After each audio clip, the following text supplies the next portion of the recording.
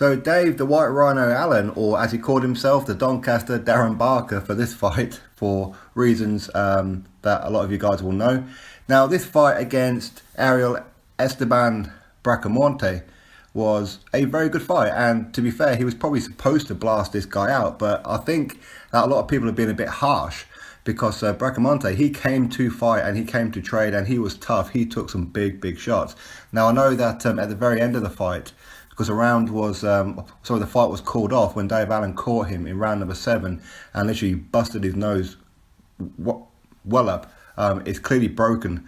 So his corner pulled him out of the fight, or the medical team pulled Bracamonte out of the fight at the end of round number 7. So Dave Allen wins by technical knockout, or retirement, I suppose you could say.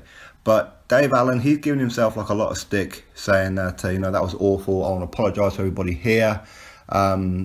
This was another wake-up call, and I should never be put on a pay-per-view again until I get myself into condition and prove myself. And I think he's been a bit harsh on himself, to be honest. I think that Bracamonte was tough. I think that a lot of fighters would have struggled with this guy. This guy, listen, nobody knows who Bracamonte is, and that's to be real about it. He's from Argentina. How much footage is there really of him? But there's plenty of footage for Dave Allen. So Bracamonte would have had time, or a little bit of time, to have studied him. It's only like a week, maybe 2 weeks notice for this fight. So Bracamonte would have had a whole lot more footage to look at and study than what Dave Allen had on this guy. But still, I mean, Dave, he didn't come in the best condition, and he was gassing after the very first round. And yeah, conditioning needs to improve. His lifestyle needs to improve. And it's very easy for us to sit here on the outside doing that, and or like I'm saying that about him. But ultimately, yeah, of course he does need to do that. But even the commentators were being a bit harsh on Dave Allen. I thought that Bracamonte, well, they weren't giving Bracamonte any kind of credit whatsoever. They really weren't. And they should, because he gave Dave Allen some big, clean shots. And Dave Allen stood there and took a whole barrage of punches at the time. Now I know that Dave Allen and a lot of people thought that he was going to get rid of him in maybe the first round, or 2 rounds maybe. You don't know, because these kind of people, you don't know where they come from. You don't know what they're like. Unless you really study them, you don't know. Now, I know Dave Allen, even though he's won, he feels like he lost. And Eddie Hearn, he looked like a little bit disappointed. But I don't think he should be, because this was a very quick turnaround after his last fight here in Newcastle. Very quick turnaround. So, for me, it was a good fight. It's an entertaining fight. It really was. The first round, maybe 2, you could probably give to Bracamonte. And I think a lot of that was Dave Allen was trying to maybe old man him, even though he's not like an old man, but he's been in with experienced fighters like Luis Ortiz, Dave Allen, Dylan White, etc. Then he's using that kind of experience in these kind of fights. But when you've got somebody who's peppering you and hitting you with some big uppercuts and clean hooks, what do? And Dave Allen just stood there, he took him, and he kept coming forward. A lot of fighters would have took a knee, but Dave Allen didn't. He kept coming forward, and from round number 3, he was coming back. And had the corner not have pulled him out, or the medical team not have pulled out Bracamonte at the end of round number 7, I think Dave Allen would have wiped him out in round number 8.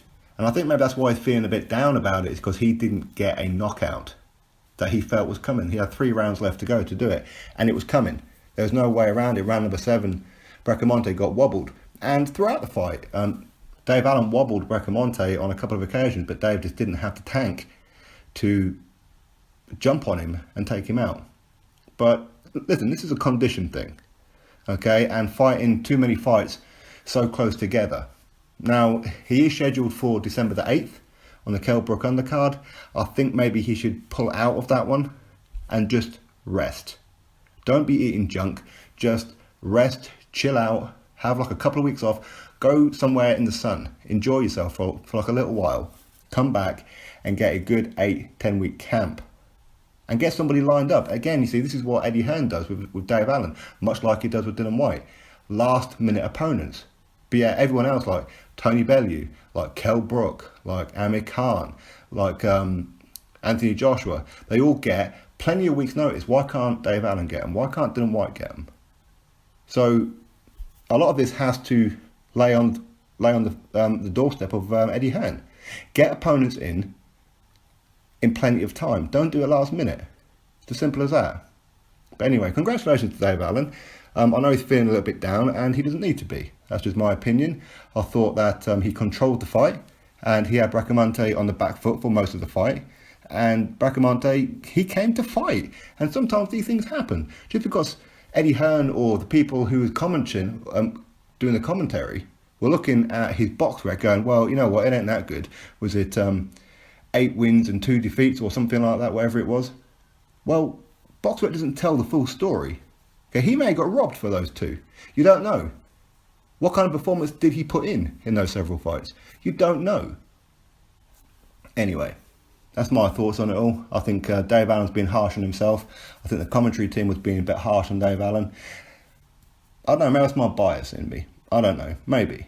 Anyway, you drop your thoughts below about it all. Congratulations to Dave Allen.